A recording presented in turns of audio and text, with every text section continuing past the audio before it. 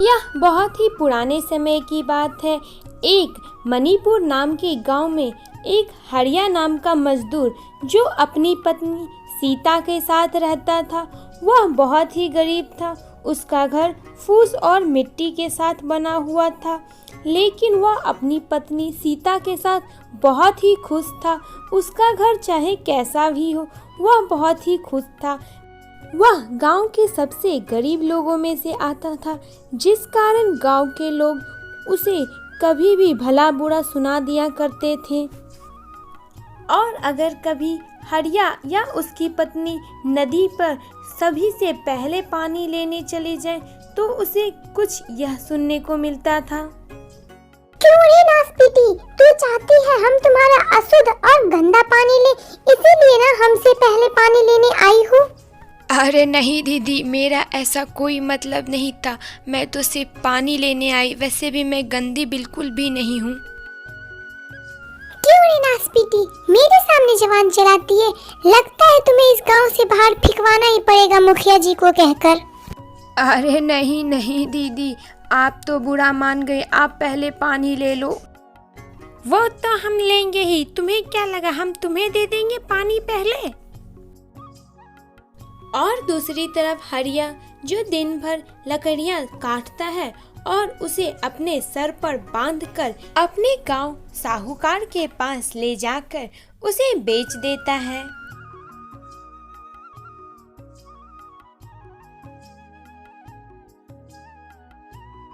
इतनी मजदूरी के बाद भी साहूकार हमेशा उसे 2-4 बातें सुना देता और बदले में जो थोड़ा बहुत पैसा देता वह चुपचाप उसे ले लेता और वहां से अपने घर चला जाता। इस प्रकार उसका जीवन था, जिसके बाद उसे जो भी रूखा सूखा मिलता वह चुपचाप खा लेता है और सो जाता है। इसी प्रकार एक रोज अब वर्षा का मौसम आ चुका था, जिस कारण उसका फूस और मिट्टी से बना हुआ मकान को गिरने का डर था। इसीलिए हरिया बोलता है अपनी पत्नी से, अरे भाग्यवान, अब बारिश का मौसम आ चुका है, जिस कारण हमारा फूस का बना घर अब बारिश से चूने लगेगा। इसीलिए मैं आज मालिक से कुछ ज्यादा पैसा मांगूंगा ताकि मैं अपने घर का मरम्मत कर सकूं। जी, आपने बिल्कुल सही कहा। अगर आज वह पैसे नहीं दे तो आप उसके यहाँ काम छोड़ देना। आज उसी की वजह से हम लोग इतने गरीब हैं। आशा है कि आप समझ रहे हैं मैं क्या कहना चाहती हूँ, क्योंकि आप हर बार सिर्फ उसी के यहाँ काम करते हैं। हम लोग कहीं भी काम करके पैसे कमा लेंगे। अरे नहीं भाग्यवान, हम लोग कहाँ जाएंगे काम करने के लिए, और वैसे भी मुझे लकड़ियाँ काटने के अलावा और कुछ आता भी नहीं है। जैसा मैं कहती हूँ सिर्फ वैसा करो, अगर नहीं तो मैं कुछ घरों में काम कर लूंगी। जिसके बाद हरिया लकड़ियाँ काटने लगता है।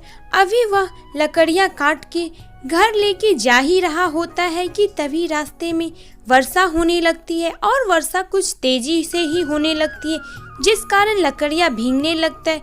वह लकड़ियों को पहुंचाकर साहूकार के पास अपने पैसे मांगने जाता है। अरे हरिया कान चोर कहीं का, एक तो तूने सारी की सारी लकड़ियां भिंगा दी और ऊपर से तू चाहता है कि मैं ये पैसे भी तुम्हें दे दूं। तू चाहता क्या है? हाँ, मैं ये पैसे तुम्हें कभी नहीं दूंगा और तू आज से मेरे घर पे काम पे भी कभी मत आना। अरे नहीं मालिक, मैंने क्या किया है? वो लकड़ियां मैंने भिंगाई नहीं है, वो तो बारिश के कारण भीग गई। आजकल वर्षा कितनी हो चुकी है, मुझे काम पर से मत निकालो। नहीं, अब वैसे भी मुझे लकड़ियों की कोई जरूरत नहीं है। तुम मेरे यहाँ से काम पर से निकल जाओ और मुझे तुम्हारी भी कोई आवश्यकता नहीं है। अरे नहीं मालिक, मुझे काम पर से मत निकालो।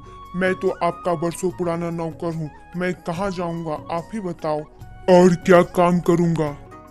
मैं वो सब नहीं जानता, तुम यहाँ से निकल जाओ। जिसके बाद वह बड़े ही उदास मन के साथ बिना पैसे लिए अपने घर की ओर चला जाता है और पूरे रास्ते यही सोचता है कि वह अब क्या करेगा।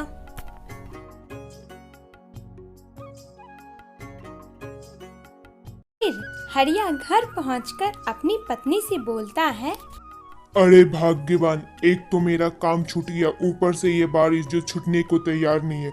इसीलिए मैं सोचता हूँ कि अपने सारे कीमती सामान को अपने बड़े भाई के घर दे आऊं, नहीं तो वरना वो सारे के सारे अपने घर में तो भीग ही जाएंगे ना। तुम्हारा क्या कहना है? जी, मैं भी यही चाहती हूँ कि आप हमारे घर का सारा कीमती सामान उनके यहाँ पहुँचा दें, क्योंकि वर्षा में हमारा सारा सामान भीग जाएगा तो वह खराब हो जाएगा। वैसे भी अब हमारे पास घर की मरम्मत करने के लिए भी पैसे नहीं हैं। जिसके बाद वह अपनी पत्नी के कहे अनुसार अपने सारे कीमती सामान को एक बोरे में बांधता है और अपने भाई के घर पर जाकर उन्हें आवाज लगाता है। तब उसके भैया बाहर आते हैं।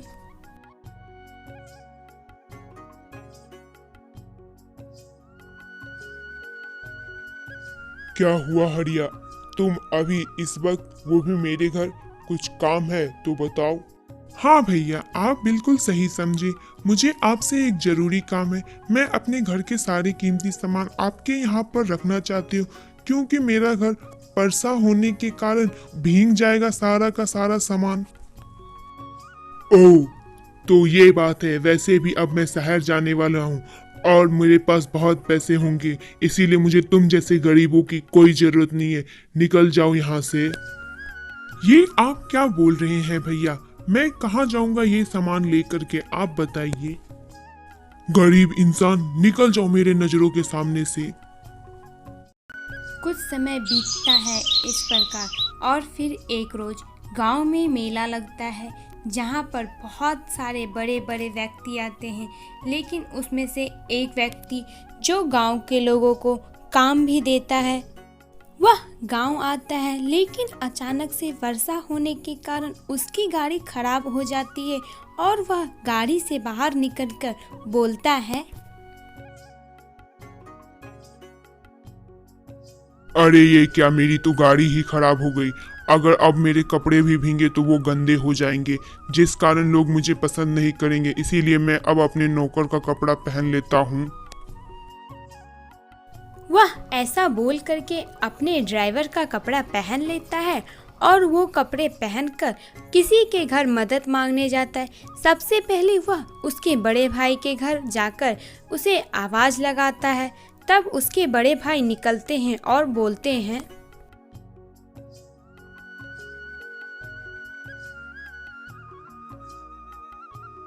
अरे तुम कौन हो और मेरे घर के बाहर आके यूं ऐसे आवाज क्यों लगा रहे हो? तुम्हें मुझसे क्या काम है? मैं तो बस इस घर में रुकने के लिए आया था, कुछ देर के लिए, क्योंकि वर्षा बहुत ही अधिक आ रही है। ये तुम क्या कह रहे हो? मैं तुम जैसे गरीबों को अपने घर नहीं रखता। मैं जानता हूँ तुम घर में रुकने के बहाने से मेरे यहाँ के कुछ सामान चोरी कर लोगे, और वैसे भी अब मैं अमीर होने वाला हूँ, क्योंकि मैं शहर के काम से बाहर जा रहा हूँ। अरे नहीं भाई, आप मुझे गलत समझ रहे हो। मैं कुछ गलत नहीं समझ रहा हूँ। मैं तुम सबको अच्छे तरीके से जानता हूँ। तुम मेरे घर में चोरी करने के लिए ही आए थे। गरीब इंसान, निकल जाओ मेरे घर से। वह ऐसा कहता है। फिर वह पास ही के घर में जाकर छोटे भाई को आवाज लगाता है और फिर छोटा भाई वहां से निकलता है और बोलता है,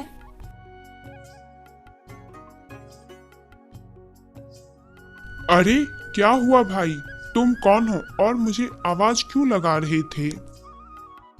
मैं यहाँ मेला देखने आया था। क्या मुझे आपके घर में कुछ देर तक शरण मिल सकती है, क्योंकि बहुत बारिश हो रही है? हाँ क्यों नहीं, मेरे घर में आपका स्वागत है। आप चलिए अंदर बैठते हैं हम दोनों। पर क्या आपको डर नहीं लगता कि मैं आपके घर से कुछ चोरी कर लूंगा? नहीं, अब आप चलिए मेरे घर के अंदर। फिर हरिया उसे अपने घर के अंदर बैठाता है और बोलता है, इससे मिलिए, ये मेरी पत्नी सीता है। पर हमें माफ कर दीजिएगा, आप हमारे मेहमान हैं, लेकिन हमारे पास आपको खिलाने के लिए या फिर देने के लिए कुछ नहीं है। अरे नहीं, मुझे कुछ नहीं चाहिए। पर ऐसा हुआ क्या जो आप लोग इतने गरीब हैं? क्या आपके पास कोई काम नहीं है? नहीं, पहले मैं लकड़ियाँ काटता था। पहले तो मेरे पास काम था और कुछ पैसे भी हो जाते थे। मैं गांव का सबसे गरीब हूँ, इसीलिए अब मेरे पास कोई काम नहीं। आप दिल के बहुत अच्छे हैं, इसीलिए अब मैं आपको एक काम दूंगा।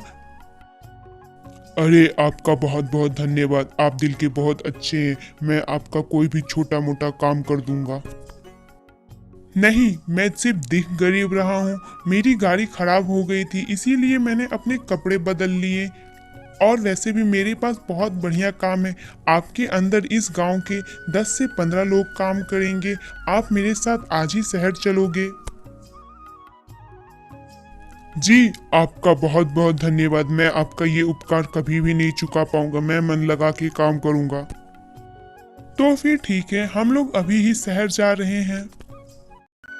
फिर हरिया और उसकी पत्नी उस बड़े से गाड़ी में बैठ करके शहर चले जाते हैं और उन दोनों का तो जैसे जीवन ही परिवर्तित हो जाता है।